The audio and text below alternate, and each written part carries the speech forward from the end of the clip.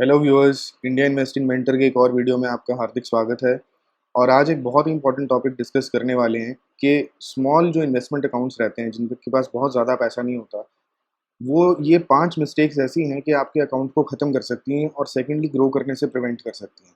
तो वो 5 पॉइंट्स बताऊँगा फटाफट, जो आपने डेफ़िनेटली नहीं करने, ताकि आप इंश्योर कर सको पहला आपका अकाउंट जो है उसमें लॉसेस ना हो, कम से कम हो, और दूसरा कि अकाउंट अच्छे से ग्रो कर सके। ये इतनी बेसिक चीज़ें हैं, पर जो बिगिनर होता है ना, वो एक्सपेरिमेंटेशन के चक्कर में ये 5 मिस्टेक्स जनरली करता है।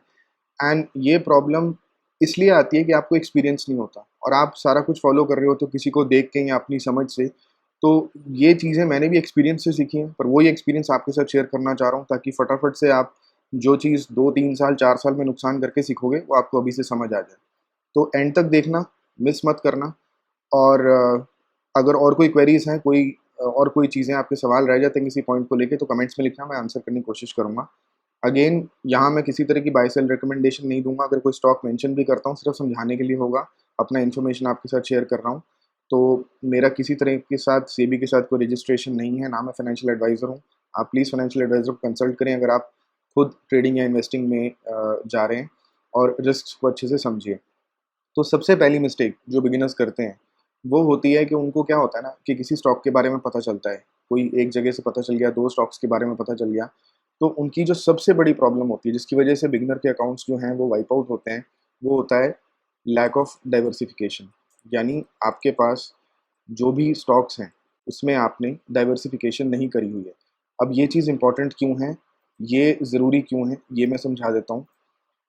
देखो, जब आप बिगिन कर रहे हो तो आपका स्टॉक सिलेक्शन परफेक्ट नहीं होने वाला, उसमें गलतियाँ होंगी, आप अच्छे से अच्छे स्टॉक्स जो है नहीं सिलेक्ट कर पाओगे।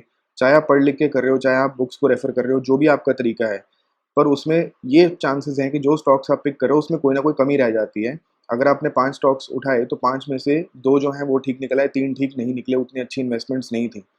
तो यहाँ पे अगर आपने डाइवर्सिफ़ाई नहीं किया, सपोज़ करो आपका 1 लाख का अकाउंट साइज़ है टोटल, सिर्फ़ 1 लाख रुपए से आप स्टार्ट कर रहे हो, तो 1 लाख में अगर आपने सिर्फ़ 2 स्टॉक्स में लगा दिया और उसमें से एक भी फ़ेल हो गया, तो आपके 50,000 गए। वो इतना बड़ा नुकसान हो जाता है कि उससे रिकवर करना इम्पॉसिबल हो जाता है, बहुत मुश्किल हो जाता है। क्योंकि 1 लाख में से अगर 50,000 डूब गए, तो वो 1 लाख सिर्फ़ वापस लाने के लिए बाकी 50,000 को डबल होना ज़रूरी है। तो डबल होने में बहुत टाइम लग जाता है पैसे को। इसलिए जो छोटे अकाउंट्स होते हैं, सबसे पहले अपनी डाइवर्सिफ़िकेशन रखो। ग्राउंड रूल फ़ॉलो करो। अगर आप बड़ी कंपनीज़, लार्ज कैप्स में इन्वेस्ट कर रहे हो, जैसे कि एशियन पेंट्स हो गया या एचडीएफसी बैंक हो गया, बड़ी-बड़ी कंपनीज़ में जो नोन कंपनीज़ हैं, उनमें इन्वेस्ट कर रहे हो, तो you can go up to 5 to 8% of your portfolio size. 8% भी इसलिए कह रहा हूँ क्योंकि स्मॉल पोर्टफोलियो है। तो अगर आप सिर्फ़ 1 लाख रुपए से स्टार्ट करो, 5-5 हज़ार के शेयर्स आप खरीद पाओगे, तो उस केस में आपको मतलब मिनिमम जो है 20 से 25 कंपनीज़ अपने पोर्टफोलियो में रखनी है, चाहे लार्ज कैप में हो तब भी। ताकि कोई एक कंपनी ऊपर-नीचे होती है, आपको ओवरऑल नुकसान नहीं होता। अगर आप जो पोर्टफोलियो बना रहे हो, वो आपका स्मॉल कैप का है, अब मैं सीधा लार्ज कैप से स्मॉल कैप पे आ गया हूँ, तो उस केस में 2% से ज़्यादा में एक रिकमेंडेशन होती है, कभी भी आपको एक स्टॉक में नहीं डालना। क्यों? लार्ज कैप कंपनीज़ आपकी स्टेबल होती हैं, तो पोर्टफोलियो में अगर 20 ऐसी कंपनीज़ आ गई, उतनी डाइवर्सिफिकेशन बहुत होती है। पर जो स्मॉल कैप होता है, वो वोलेटाइल कंपनीज़ होती हैं। उनमें से बहुत सारी कंपनीज़ फेल हो सकती हैं, उनमें से बहुत सारी कंपनीज़ आपको मल्टी बैगर रिटर्न्स दे सकती हैं। तो वहाँ कम से कम आपके पास 50 कंपनीज़ होनी चाहिए। यानी एक स्टॉक में 2% से ऊपर नहीं डालना है। और मिड कैप में ये जो मैंने परसेंटेज बताई 5 और 2 इसके बीच में, यानी मिड कैप में एक कंपनी में आप 2 से 3%, 3.5% तक डाल सकते हो। तो अपना पोर्टफोलियो देखो, उसको अंडरस्टैंड करो, कितने लार्ज कैप्स हैं, कितने मिड कैप्स हैं, कितने स्मॉल कैप्स हैं, और जितना पैसा भी स्मॉल कैप में लगा रहे हो, उसमें आपको ये ध्यान रखना है कि 2% से ज़्यादा ओवरऑल पोर्टफोलियो का एक कंपनी में मैं नहीं डालने वाला। अब चाहे कंपनी कितनी ही अच्छी क्यों ना लगे, देखो यही चीज़ होती है बिगिनर्स के लिए कि जब आप किसी कंपनी को देखते हो आपको बहुत अच्छी लग सकती है, पर मान के चलो इसमें गड़बड़ हो सकती है। मान के चलो कि कुछ ना कुछ ऐसा है जो मैं मिस कर सकता हूँ। तो आपको अपना जो एक प्रॉब्लम या क्राइसिस हो सकता है उसके लिए प्रिपेयर्ड रहना है। कभी भी ये अज़्यूम करके नहीं चलना कि मैंने क्योंकि एनालिसिस कर लिया तो मैं कभी गलत नहीं हो सकता। जो लोग इस असम्पशन में काम करते हैं वो हमेशा पैसा लूज़ करते हैं, और जो लोग जो हैं इमरजेंसी के लिए तैयार रहते हैं, वो हमेशा मार्केट में सक्सेसफुल रहते हैं। तो पहली चीज़ जो मेरे को दिखाई देती है कि बिगिनिंग पोर्टफोलियो जो होता है, स्मॉल अकाउंट होता है, डाइवर्सिफिकेशन उसमें भी ज़रूरी होती है। बहुत लोग को ये वहम होता है कि यार मेरे कौन से 1 करोड़ का पोर्टफोलियो है, 1 लाख रुपए तो इन्वेस्ट करने हैं, अब कम से कम एक ढंग की कंपनी में लगाएँ, एक जगह लगा दें। भई एक जगह तो आपने लगा दिया, अगर वो कंपनी डूब गई तो आपका सारा पैसा गया ना। तो चाहे स्मॉल पोर्टफोलियो हो, चाहे बड़ा पोर्टफोलियो हो, ये दिमाग में अपने वहम मत रखना कि स्मॉल पोर्टफोलियो में आपको डाइवर्सिफ़ाई करना ज़रूरी नहीं होता। और डाइवर्सिफ़िकेशन भी बहुत लोग ये बोलते हैं बस 20 कंपनीज़ में लगा दो। 20 कंपनी से मैटर नहीं करता, अगर सिर्फ स्मॉल कैप का पोर्टफोलियो बना रहे हो, तो कम से कम 50 कंपनीज़ चाहिए, क्योंकि उनमें वॉलेटिलिटी ज़्यादा होती है, उनमें रिस्क ज़्यादा होता है। छोटी कंपनीज़ का अगर कल एक मेजर क्राइसिस आ जाता है, तो वो सर्वाइव करने की उनकी कैपेसिटी कम होती है, 50 में से 30-35 कंपनीज़ ही सर्वाइव कर पाएँगी, बाकी 15 कंपनीज़ जो हैं वो प्रॉब्लम में चली जाती हैं। तो ये डाइवर्सिफिकेशन वाला पॉइंट हो गया।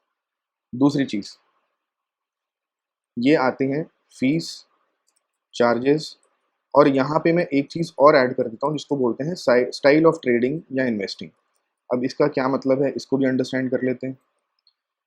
तो देखो, जब आपका स्मॉल अकाउंट है, तो अगर आप सपोज़ करो 1 लाख रुपए के अकाउंट से स्टार्ट कर रहे हो, सिर्फ 1 लाख से, तो अगर आप 10% रिटर्न भी बनाते हो, आपके जो रिटर्न मतलब अमाउंट जो आपके हाथ में आएगा कमाई का, वो सिर्फ 10,000 रुपए आने वाला है। पहले तो आपको कोशिश करनी चाहिए कि चाहे आपकी जॉब हो, चाहे आपका बिज़नेस है, चाहे आपकी शॉप है, चाहे आप कुछ भी डेली का आप डेली वेज आप जाके काम करते हो और उससे कमाते हो, आपको कोशिश करनी चाहिए कि आप हर साल जो 20-25 हज़ार रुपए अपनी सेविंग्स में से हैं, वो अपने इसमें डालो इन्वेस्टिंग में, ताकि आपके एक साइज़ेबल अकाउंट बन सके।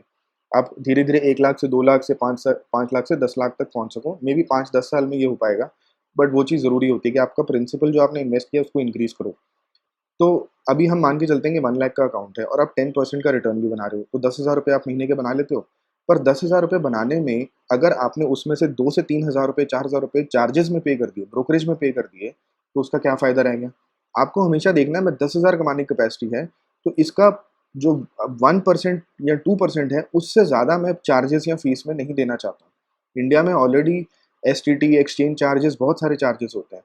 तो आप अपना ट्रेडिंग स्टाइल देखो। अब मैं यहाँ रेफ़र क्या करूँगा, आप जाके यूट्यूब पे देखोगे या बाकी जगहों पे देखोगे, भर-भर के कोर्सेज़ हैं, जो कि ऑप्शंस ट्रेडिंग सिखाते हैं, जहाँ पे बैंक निफ्टी और इन सब चीज़ों के जो है ना आयरन कॉन्डोर और स्ट्रैडल, स्ट्रैंगल, ये सारी स्ट्रैटेजीज़ सिखाई जाती हैं और फिर इनकी एडजस्टमेंट सिखाई जाती हैं। उन स्ट्रैटेजीज़ को कभी अगर आप फ़ॉलो कर रहे हो, तो ध्यान से उसमें एक चीज़ नोट करना कि ऐसी स्ट्रैटेजीज़ में आपको 4-4 ऑप्शंस खरीदनी-बेचनी पड़ती हैं एट अ टाइम, और ब्रोकर आपका 20-20 रुपए जो है पर ऑर्डर आपका वहाँ पे चार्ज करने बैठ जाएगा। तो आपको 20 रुपए जब आप पे कर रहे हो, 4 लेग्स हैं उसमें ऑप्शंस की, तो 80 रुपए तो आपके ब्रोकरेज चार्जेस से लग गए। उसके ऊपर इन पे जीएसटी लगना होता है। उसके बाद इनको एडजस्टमेंट करने के लिए बोलते हैं, तो कम से कम 20-25 बार ये महीने में उसको एडजस्ट कर देते हैं। कितना ज़्यादा फ़ीस और चार्जेस आप पे कर रहे हो ब्रोकर को, कितना ज़्यादा आपका जो प्रॉफ़िट हो सकता है, वो आप चार्जेस और फ़ीस में ही दिए जा रहे हो। तो वैसी स्ट्रैटेजीज़, पहला चीज़ वैसी स्ट्रैटेजीज़ मत फ़ॉलो करो, जिसमें चार्जेस और फ़ीस जो हैं बहुत ज़्यादा हैं। बहुत सिंपल तरीके से पैसा बनाया जा सकता है मार्केट में। इतनी कॉम्प्लिकेटेड स्ट्रैटेजीज़ फ़ॉलो करने की कोई ज़रूरत नहीं होती और वो प्रॉफ़िटेबल भी नहीं होती, क्योंकि ऐसी स्ट्रैटेजीज़ में मेन जो अमाउंट है, वो आपका ब्रोकर को वापस चला जाता है, उसका कोई फ़ायदा नहीं रहता। दूसरी चीज़, अपने ब्रोकर अकाउंट को कंपेयर करते रहो। सबसे बड़े जो ब्रोकर्स होते हैं, वो सबसे जो हैं किफ़ायती ब्रोकर्स नहीं होते। मैं ये नहीं कह रहा कि आप बड़े ब्रोकर को छोड़ के किसी अनसेफ ब्रोकर के पास चले जाओ, जिसका कोई ट्रैक रिकॉर्ड ही नहीं है, जिसका बहुत ही छोटा बिज़नेस है। पर आपको काफ़ी साइज़ेबल ब्रोकरेज अकाउंट्स मिल जाएँगे, जो मेबी इंडिया के बिगेस्ट ब्रोकर्स ना हों, सेकंड, थर्ड लार्जेस्ट हों, फोर्थ लार्जेस्ट हों, पर वो आपको कहीं ज़्यादा जो हैं बेटर आपको जो है ट्रेडिंग के लिए ब्रोकरेज, अकाउंट फ़ीस और ये सारी चीज़ें आपको देंगे। क्योंकि आपको समझना है कि अगर आप ₹500 भी साल के अकाउंट फ़ीस दे रहे हो और सिर्फ़ 1 लाख का आपका ट्रेडिंग अकाउंट है, तो ब्रोकर आपसे ₹500 ले रहा है ना, तो ₹500 as a percentage of 1 lakh आपको देखना है कितना है, वो है 0.5%, यानी 0.5% तो आपने फ्लैट दे ही दिया। इसके अलावा ब्रोकरेज चार्जेस दे रहे हो, इसके अलावा आप सारे टैक्सेस भर रहे हो। तो ये सारी चीज़ें जो होती हैं आपके रिटर्न्स को खाना शुरू कर देती हैं। तो ये सारे अमाउंट्स को आपको देखना है, और अब जैसे अकाउंट चार्जेस होते हैं, ये साल दर साल आएँगे, तो ये हर साल आपके अकाउंट पे लगने वाले हैं। अगर कोई वन टाइम चार्ज होता है तो फिर भी समझ में आता है, चलो एक बार दिया काम खत्म हो गया। जो रिकरिंग चार्जेस हैं, उनके लिए बहुत ध्यान रखना ज़रूरी होता है। उनको कम करने में हमेशा आपकी कोशिश रहनी चाहिए। इसमें अकाउंट को अनसेफ नहीं बना लेना कि किसी अननोन ब्रोकर के पास या कोई ऐसा प्लेटफ़ॉर्म जो अड़ता ही रहता है, जो उनका प्लेटफ़ॉर्म ही ठीक से नहीं चलता, ऐसे ब्रोकर के पास आप चले जाओ।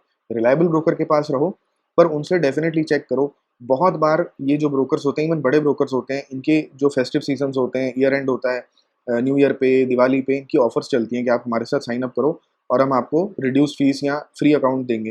तो उन अपॉर्च्युनिटीज़ का ध्यान रखो, उनको ओपन करो और वहाँ पे आप अपनी ट्रेडिंग करो। तो ये हो जाता है रिलेटेड फीस, क्योंकि छोटा अकाउंट है तो एक-एक पैसे को आपको बचाना ज़रूरी है, क्योंकि ऑलरेडी छोटा अकाउंट है, उसमें से भी अगर मेजर पोर्शन फीस और ब्रोकरेज चार्जेस और बाकी सब में जाता रहेगा, तो वहाँ पे फिर प्रॉब्लम क्रिएट होती है। अब हम तीसरे पॉइंट की तरफ चलते हैं, जो होता है ओवर ट्रेडिंग। अब ओवर ट्रेडिंग से मेरा क्या मतलब है? ये भी एक बहुत तगड़े वाली प्रॉब्लम होती है कि बहुत लोग जो हैं जब स्टार्ट करते हैं, तो उनको ट्रेडिंग और ओवर ट्रेडिंग में फ़र्क नहीं समझ आता। उनको लगता है कि रोज़ जो है ना 8 घंटे स्क्रीन पे बैठना ज़रूरी है। देखो, जब पैसे बनाने होते हैं ना, तो सोते हुए पैसे बनते हैं। तो जो स्टॉक मार्केट में अच्छे से काम करना जानता है, वो आराम से अपना एक डिसीजन लेता है, उसके पास पेशेंस होती है, वो गलत स्टॉक में ज़बरदस्ती एंट्री नहीं लेता। देखो, ओवर ट्रेडिंग का मतलब सबसे बड़ा प्रॉब्लम क्या होता है? जब आपको ट्रेड लेना नहीं चाहिए, तो भी आप ट्रेड ले रहे हो, क्योंकि आपकी एक आदत है कि सारा दिन मैं 8 घंटे जो है स्क्रीन खोल के बैठा हूँ और मैंने सुबह से कुछ नहीं किया। तो ये कोई मज़दूरी वाला काम नहीं है, ये कोई ऐसा काम नहीं है कि आपने जितने घंटे आप काम करोगे उतना आपका रिटर्न आएगा। जिन्होंने अच्छा इन्वेस्टमेंट चूज़ किया होता है, वो हार्डली दिन में आधा घंटा स्पेंड करते हैं और हफ्ते में आधा घंटा स्पेंड करते हैं और उनके रिटर्न्स अच्छे खासे आते रहते हैं। तो ये एक मिसकंसेप्शन होता है जब कोई स्टार्ट कर रहा होता है, स्पेशली छोटा अकाउंट होता है, कि मेरा छोटा अकाउंट है, मेरे को उसको ग्रो करने के लिए डबल ट्रिपल टाइम देने की ज़रूरत है। ट्रेडिंग, इन्वेस्टिंग का टाइम से कोई लेना-देना नहीं है।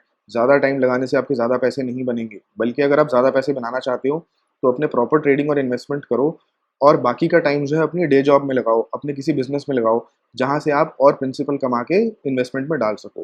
पर अच्छे इन्वेस्टमेंट करने के लिए आपको घंटों-घंटे स्क्रीन से चिपक के बैठने की कोई ज़रूरत नहीं रहती। अगर आपको बैठना है, सुबह 9 बजे स्टार्ट करो, सवा 9 बजे मार्केट खुलता है, सवा 10 तक 1 घंटा आप देखो, वो भी तब अगर उस दिन आपको कोई ट्रेड लेने का है। अगर आपने कोई स्टॉक खरीद लिए और अब आप उसके एक टारगेट की वेट कर रहे हो कि वहाँ पहुँचेगा तो मैंने शेयर करना है, आप सेल ऑर्डर लगा के आप एक टारगेट ऑर्डर लगा के वहाँ पे निकल सकते हो ना। आप अपना एक सेल ऑर्डर डाल दो कि जैसी प्राइस वहाँ जाएगी, आपके शेयर्स अपने आप बिक जाएँगे, आपका प्रॉफिट लॉक हो जाएगा। कंटिन्यूअसली सिस्टम पे बैठना ज़रूरी नहीं होता और ओवर ट्रेडिंग करनी ज़रूरी नहीं होती। ओवर ट्रेडिंग करने से आपकी 2 चीज़ें होंगी, एक आप वो ट्रेड्स लोगे जो आपको नहीं लेने चाहिए और दूसरा, जैसे मैंने बताया, हर ट्रेड पे ब्रोकर ने चार्ज करना है, एक्सचेंज ने चार्ज करना है। जितने ज़्यादा ट्रेड्स लोगे उतने ज़्यादा आपकी फ़ीस की परसेंटेज जो है वो बढ़ती जाएगी। तो इस चीज़ को भी आपने अवॉइड करना है। अब हम आते हैं 5th पॉइंट पे, और 5th पॉइंट का मतलब जो होता है वो होता है अननेसेसरी एक्सपेंसेस। अब इसमें मैं क्या बोलना चाह रहा हूँ? अब किसी-किसी को ना, स्पेशली जब छोटा अकाउंट होता है, तो इस तरह के बहुत सारे वीडियोज़ आपको मिलेंगे, इस तरह के बहुत सारे कोर्सेज़ आपको मिलेंगे जो बोलेंगे कि हमने बस एक जो है ना जादू का कोर्स बना दिया है कि ये देख लोगे तो आपका छोटा अकाउंट जो 1 लाख का अकाउंट है वो 1 करोड़ का बन जाएगा 2 साल के अंदर-अंदर। तो ये एक मार्केटिंग टैक्टिक्स होते हैं, क्योंकि जो स्मॉल अकाउंट वाले लोग होते हैं वो सच में डेस्परेट होते हैं कि हमारा अकाउंट ग्रो करे। रियलिटी क्या है कि चाहे स्मॉल अकाउंट हो, चाहे लार्ज अकाउंट हो, अगर सेम रिस्क प्रोफाइल रखना है, यानी आप बहुत ज़्यादा रिस्की, जो 2 अकाउंट्स हैं स्मॉल और लार्ज, उसमें रिस्क का जो अमाउंट है वो सेम लेना चाहते हो, तो वो सेम रेट पे ही ग्रो करेंगे। क्योंकि जब कोई कहता है कि ये अकाउंट जल्दी ग्रो कर सकता है, उसका मतलब क्या है? आप ज़्यादा रिस्की स्टॉक्स में इन्वेस्ट कर रहे हो, स्मॉल कैप्स में भी इन्वेस्ट कर रहे हो, जो साल में 2-3 गुना जा सकते हैं, पर वो हाफ पे भी जा सकते हैं। तो कहने का मतलब ये है, पहली चीज़, आपके पास ऑलरेडी अगर छोटा अकाउंट है, तो उसमें आपके पास ज़्यादा स्कोप नहीं है। मैं कह रहा हूँ ब्रोकरेज और फीस और जो चार्जेस, ट्रेडिंग चार्जेस हैं, उनको रिड्यूस करो। तो यहाँ पे आप ये मत करो कि 10-10 हज़ार रुपए की आप मेंबरशिप खरीद के बैठ जाओ। वो मेंबरशिप जो है ना, वो सुनने में अच्छी लगती है और वो कन्वीनियंस आपको देती है, पर अगर वही इन्फॉर्मेशन आपको फ्रीली अवेलेबल है, चाहे एक वेबसाइट की जगह आपको 4 वेबसाइट्स पे जाना पड़ता है, तो वो मेहनत करो। क्योंकि जो कैपिटल है ना, जो 5,000 रुपए आप साल भर की एक सब्सक्रिप्शन लेने में लगा दोगे कि मैं इस वेबसाइट पे जाता हूँ, मुझे सारा जो फाइनेंशियल इन्फॉर्मेशन है रेडीमेड मिल जाती है। नहीं तो मुझे 5 वेबसाइट पे जाना पड़ रहा था। पर आप सोचो, वो 5,000 रुपए अगर आपने इन्वेस्ट किए होते, तो उसपे भी रिटर्न बन रहा होता। तो स्मॉल अकाउंट अगर आपके पास है, आपको इस तरह के हर फालतू खर्चा, कोई भी कोर्सेज़ परचेज़ कर रहे हो, कोई भी सब्सक्रिप्शंस किसी वेबसाइट की बाय कर रहे हो, या किसी भी और तरह के आप एक्सपेंसेस अगर इनकर कर रहे हो, तो वो जहाँ तक हो सके आपको अवॉइड करने हैं। मेरी नज़र में आज तक मैं जब एनालाइज़ करने बैठता हूँ, मेरे को फाइनेंशियल रिपोर्ट्स कंपनीज़ की फ्रीली अवेलेबल होती हैं। इतनी अच्छी वेबसाइट्स हैं जहाँ बैलेंस शीट, फाइनेंशियल इन्फॉर्मेशन बड़े ऑर्गनाइज़्ड वे में आपको ठीक से मिल जाती है। वो वेबसाइट्स पे आप जो है काम कर सकते हो। आपको कहीं पे भी पेड सब्सक्रिप्शन लेने की ज़रूरत नहीं पड़ती है। पेड सब्सक्रिप्शन सिर्फ़ आपके काम को आसान करती है कि जो इन्फॉर्मेशन आपको एक जगह पे मिल जाएगी पेड सब्सक्रिप्शन लेने से, उसके लिए शायद आपको 3-4 अलग-अलग वेबसाइट्स पे जाके उस इन्फॉर्मेशन को ढूँढना पड़ेगा। तो वो अपनी एक आदत बना लो कि आपको एक जगह पे नहीं चाहिए। अगर आपको न्यूज़ पढ़नी है, तो उस कंपनी के बारे में गूगल करो, वहाँ पे न्यूज़ पे आपको रिज़ल्ट्स मिल जाएँगे। हाँ, आपको अलग-अलग न्यूज़पेपर्स की वेबसाइट्स पे जाके पढ़ना पड़ेगा और जो आपकी पेड सब्सक्रिप्शन होगी उसमें एक ही जगह पे आपको मिल जाएगा। हो सकता है पेड सब्सक्रिप्शन वाले आपको एक फ़ोन ऐप भी दे दें, तो आप फ़ोन पे भी वो काम कर सक रहे हो। तो सिर्फ़ मेहनत करने की बात है, पर मेहनत करने से मत बचो। अपनी जो ये कैपिटल है उसको प्रिज़र्व करो। अगर आपका 1 लाख का अकाउंट है और आप 5,000 रुपए की सब्सक्रिप्शन खरीद लेते हो, तो आप समझो आपने 5% जो रिटर्न है वो वैसे ही सब्ट्रैक्ट कर लो। क्योंकि वो एक तरह से आपका इन्वेस्टमेंट और ट्रेडिंग एक्सपेंस है। तो आप 10% भी बनाओगे, 5%, हाफ ऑफ द रिटर्न जो आपको मिलना चाहिए, आपने किसी सब्सक्रिप्शन में पे कर दिया। तो सिर्फ़ फ़ीस और चार्जेस पे काम नहीं करना है, जो ये अननेसेसरी के एक्सपेंसेस होते हैं, इनको भी हर हालत में अवॉइड करना है। और भर-भर के मैं बोल रहा हूँ, आपको ये एडवर्टाइज़मेंट मिलेगी, हर न्यूज़पेपर, हर मैगज़ीन, हर ट्रेडिंग कोर्स बेचने वाला ये कहता है कि मेरे ट्रेडिंग कोर्स में कुछ जादू की इन्फॉर्मेशन है, जिसमें कि आप इतना ज़्यादा सीख जाओगे। देखो अगर सीखना होगा ना, तो उनकी कहीं न कहीं फ्री वर्ज़न होती है। वो फ्री वर्ज़न पे जाके देखो कि सच में बहुत अच्छी नॉलेज मिल रही है क्या? वहाँ से आपको इवैल्यूएट करने में आसानी आ जाएगी कि जो फ्री में इतनी इन्फॉर्मेशन अच्छी दे रहा है, अगर उसका पेड सर्विस लेता है तो सच में कुछ फ़ायदा होगा। पर बाकी के जो सब्सक्रिप्शंस होते हैं, वो जहाँ पे स्पेशली सिर्फ़ डेटा प्रोवाइड कर रहे हैं कि आपको हम फाइनेंशियल बैलेंस शीट दे देंगे, हम कैश फ्लो स्टेटमेंट दे देंगे, हम P&L दे देंगे, वो पब्लिकली अवेलेबल इन्फॉर्मेशन है। आपको सब कुछ जो है पब्लिक साइट से मिल सकता है फ्री में, तो इस चीज़ का आपने ध्यान रखना है। और अब मैं लास्ट जो पॉइंट है, जो मुझे दिखाई देता है कि ये सबसे बड़ी मिस्टेक अगेन लोग करते हैं, वो ये होता है कि जब किसी का स्मॉल अकाउंट रहता है, यानी वो जस्ट अभी स्टार्ट कर रहा है, तो पेपर ट्रेडिंग मैं बार-बार बोलता हूँ कि करनी चाहिए, पर पेपर ट्रेडिंग लोग नहीं करते हैं। इसका मतलब क्या होता है? आपने अपनी एक इन्वेस्टमेंट का एक तरीका बनाया। देखो, आप किसी को फॉलो कर सकते हो या आप किसी को फॉलो करके उसके तरीके को 10, 15, 20%, 25% मॉडिफ़ाई करके अपना एक नया तरीका बना सकते हो। या आपका अपना कोई पूरा अपना थीसिस हो सकता है कि मैं इस बेसिस पे कंपनीज़ को सिलेक्ट करूँगा।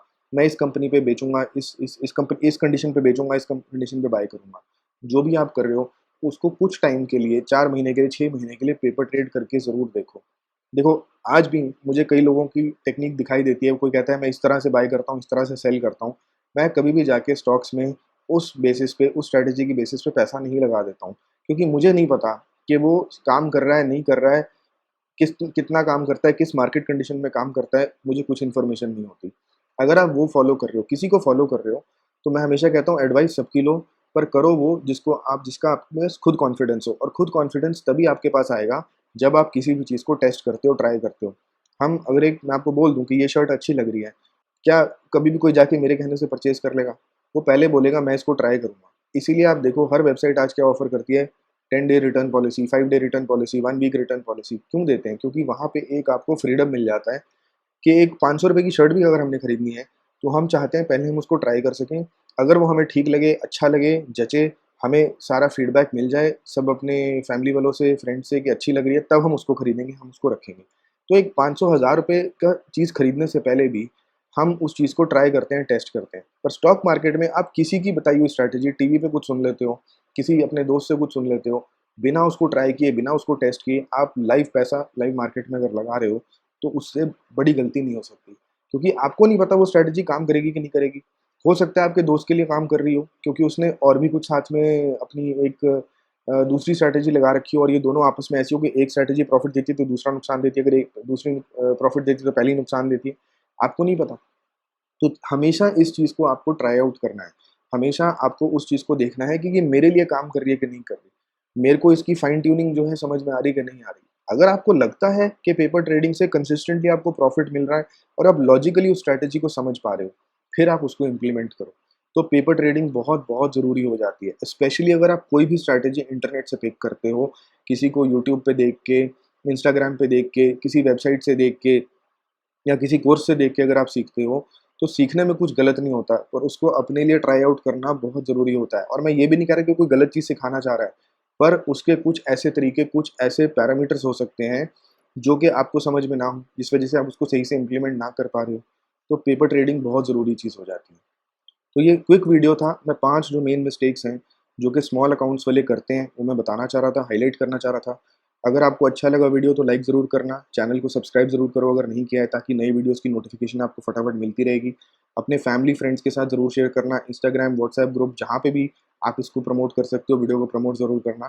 चैनल को ग्रो करने में आपकी हेल्प चाहिए, और यही मेरे लिए एक फीडबैक होता है कि जितनी मेहनत मैं कर रहा हूँ, जो मैं अपना एक्सपीरियंस आपके साथ शेयर कर रहा हूँ, उसमें सिर्फ़ अगर आप एक कमेंट से लिख के इतना बोल दो कि आपको वीडियो हेल्पफुल लगा या नहीं, और सेकंडली चैनल को ग्रो करने में हेल्प करो, यही मेरे लिए सिर्फ़ रिटर्न है। तो इसके अलावा कोई भी डाउट्स हैं, कोई भी कमेंट्स हैं, कोई भी सजेशंस हैं, कोई क्वेरीज़ हैं, कोई और वीडियोज़ चाहिए, डेफ़िनिटली कमेंट्स में लिखो। अभी तक मैं सारे कमेंट्स पे आंसर कर रहा हूँ, एंड होपफुली मैं आगे भी कर पाऊँगा। एंड आपसे मिलेंगे नेक्स्ट वीडियो में। आपके वक़्त के लिए बहुत-बहुत धन्यवाद।